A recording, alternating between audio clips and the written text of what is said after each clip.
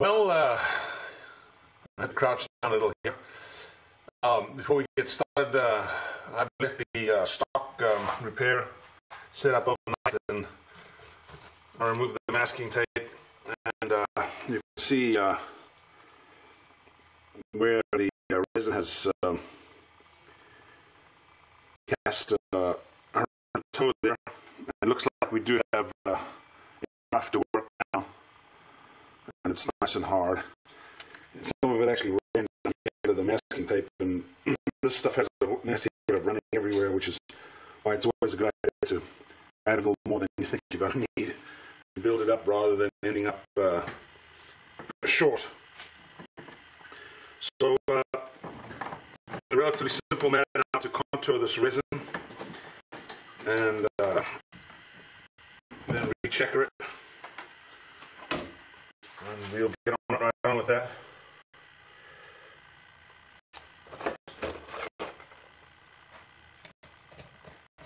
And then we will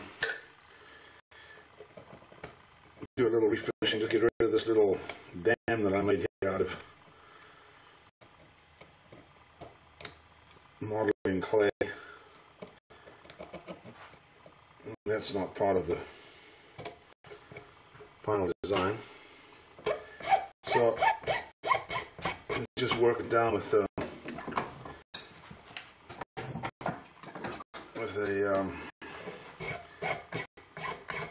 bastard file here, or a mill file rather. I don't know why they call bastard files. They're surely deserving of a little more respect than that. This stuff has a way of plugging up your file teeth, so you need to clean them out with a wire brush. Actually, I think it's that clay that's clogging up the file teeth.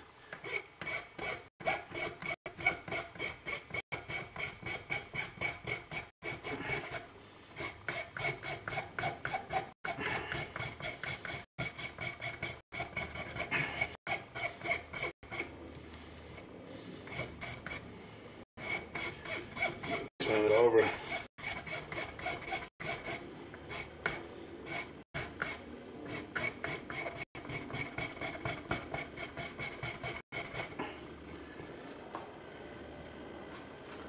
It looks like we're actually a little shy of material there, which is unfortunate.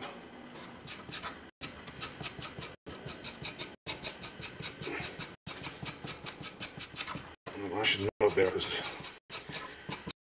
that's happened to me before.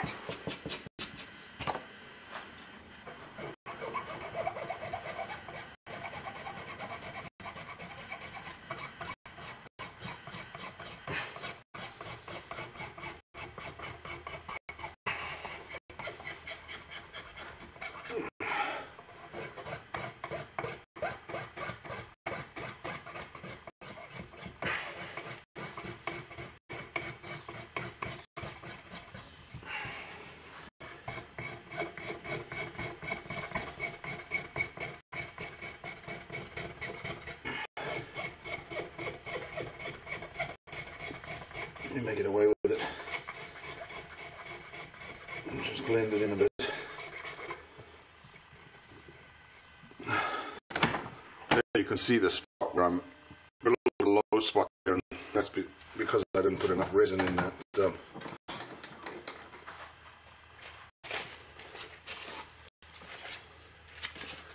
I just go to the 180 grit.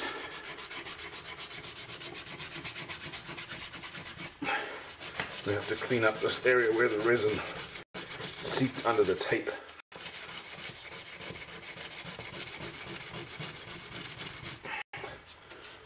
And got onto the wood.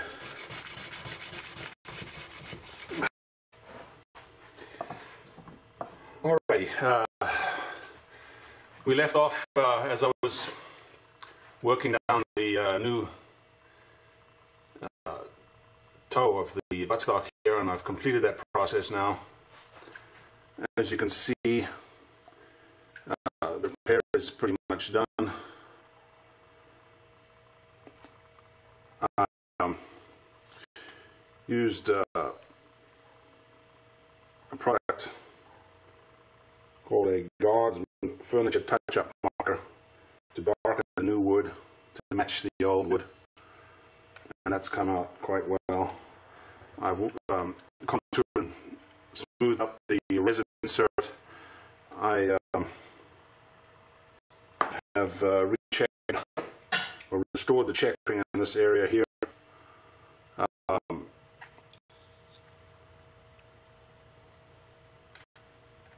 Fortunately, most of the repair was in this unchecked area, but I restored the checkering using these checkering tools. And I'm now in the process of just lightly refinishing this area of the buttstock, blending it in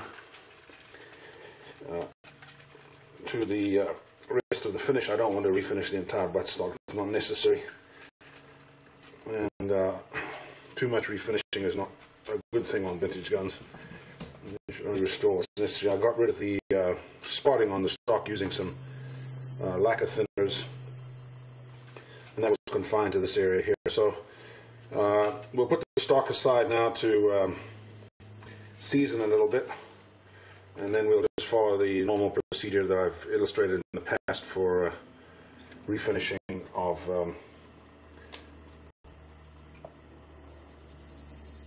oil finish stocks. Darken that up a little bit, tad more.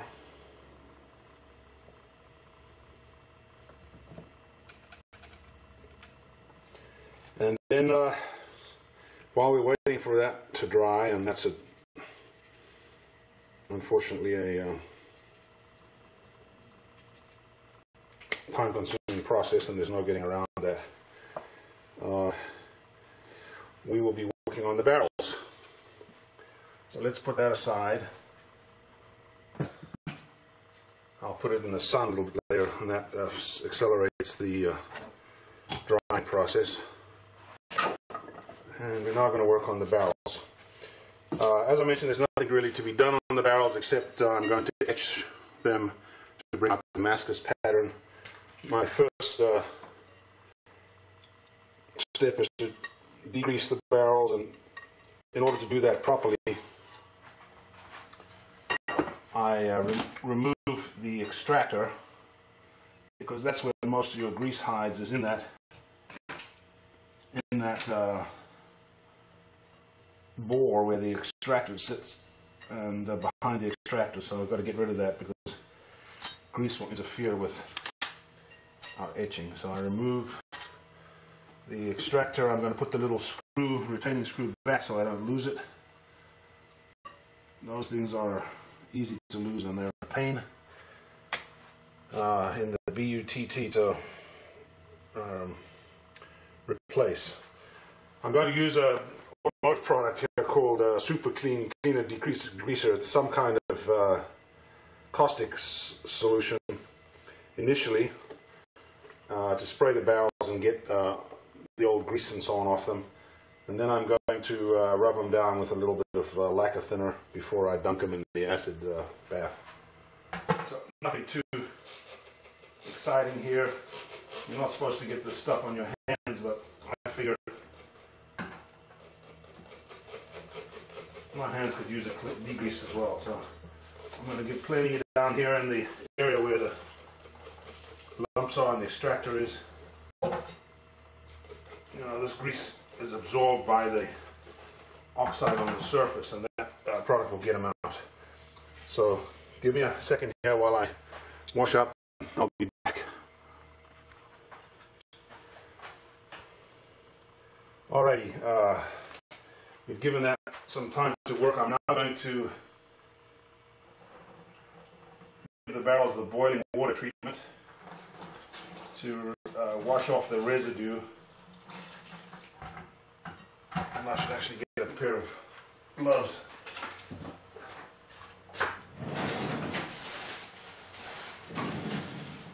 Because I don't want to put my greasy fingers on these barrels once they're degreased. You don't want to put any greasy fingers on them.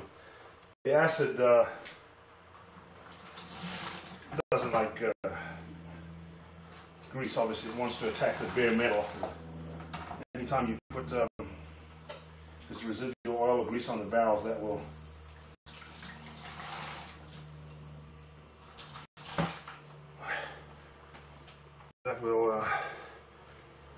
prevent the acid from doing its etching job. So we'll just put those aside to steam.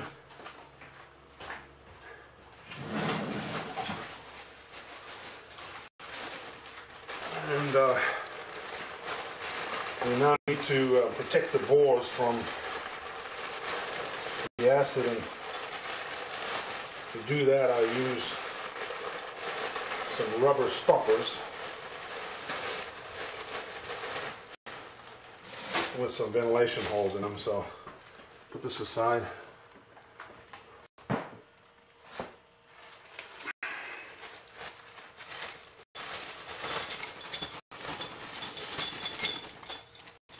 I've made up some rubber stoppers here to plug the bores, and I've got some aluminum tubes in the end of these stoppers to allow the pressure to release as I dump this in the tank. That's normally not necessary with acid, but sometimes I'm boiling barrels, and the boiling obviously generates air pressure inside the barrels, and that has to have a place to go. So I'll put these stoppers in here, and that'll prevent acid from getting into the bores. And now we'll move over to the acid tank, and I'll show you that process. I'll need to relocate the camera.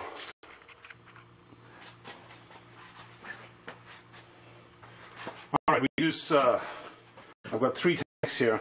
This is the tank we're going to be using. This is a light sulfuric acid, a very, very weak sulfuric acid using iron sulfate dissolved in water. This tank here is light hydrochloric using ferric chloride in water. And this tank is just clean water for rinsing. So we're going to be using this tank today. This is a more aggressive acid that we only use when we're browning barrels. This one is used for brightening up the contrast on barrels during the browning process, in particular when doing black and white work. So when I put my barrels in, they can stay in this acid for quite some time. It's not that aggressive. And the important thing is to submerge them without submerging the breathing tubes. And I've got a little piece of wire attached to the through the extractor bore, so I can get them out of there again, obviously. And we'll just leave them in there now for, let's see, it's 11:04, so 6 minutes is good until 11:10. Alright, that's more than enough time. Let's carefully pull the barrels out. Of this dilute sulfuric. And what this does is it removes the brown oxide from the steel strands in the barrel more aggressively than from the iron strands, so it restores to some extent the contrast, and that's the idea. And again, that's a very, very dilute solution, and its primary use is for black and white refinishing of damascus. And again, just to restore the contrast. There's no reason why you can't restore the contrast on a set of barrels that have naturally oxidized, and that's what we're doing here. So I've given it a little bit of a rinse, and now we will move back to the bench, and I'm going to rub the barrels down with some limestone, which serves 2 purposes. The first being to remove the loose oxide, and the second being to neutralize any remaining acid that might be in the pores of the metal. Bearing in mind that rust oxide is very porous and tends to absorb all manner of things, including oil and water and acid, etc., etc. So let's move back to the bench. Okay, so here are our barrels. I can already see we've got more contrast. Unfortunately, these barrels do have quite a bit of pitting on them that wasn't really evident. I could feel some rustness, some roughness. I'm dampening the sponge with water and just putting it in a tub here that I have of finely powdered limestone. I'm going to use that to rub down the barrels now. And as I say that, what that'll do is it's a mild abrasive that'll clean off any remaining oxide, as well as neutralizing any remaining acid that might be in the crevices or in the pores or in the, particularly the areas of the barrel that are pitted.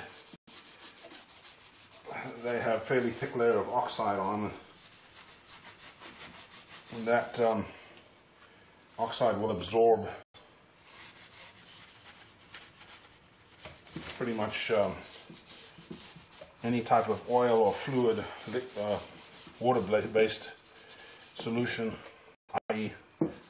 the acid that we used. So we need to neutralize that, otherwise the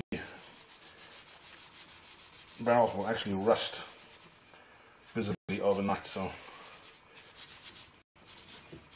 some people will boil a set of barrels that have been etched or browned using various acids or black. Some people will boil them in a mild solution of sodium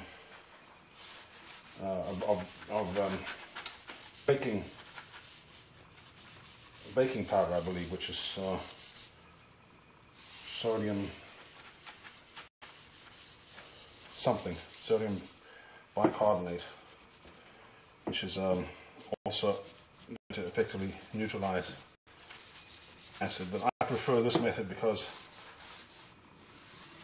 it combines the abrasiveness of the powder, and that's kind of like carding the barrels, and it'll remove any remaining oxide adhering to the steel filaments.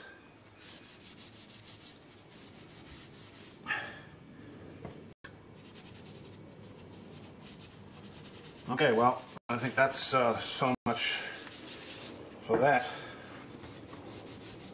This is a messy process. I'm going to pop out now and rinse these barrels off in running water, and when I come back I'll show you how they look.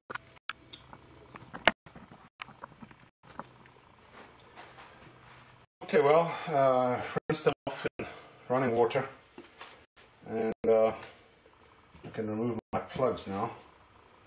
I've dried them a little bit with just with a paper towel, and I need to oil them. But before I do that, I'm going to lay them in the sun to dry out, because again, the iron oxide on the barrels will have absorbed all this water, and I don't want to trap that under a layer of oil or under a layer of wax.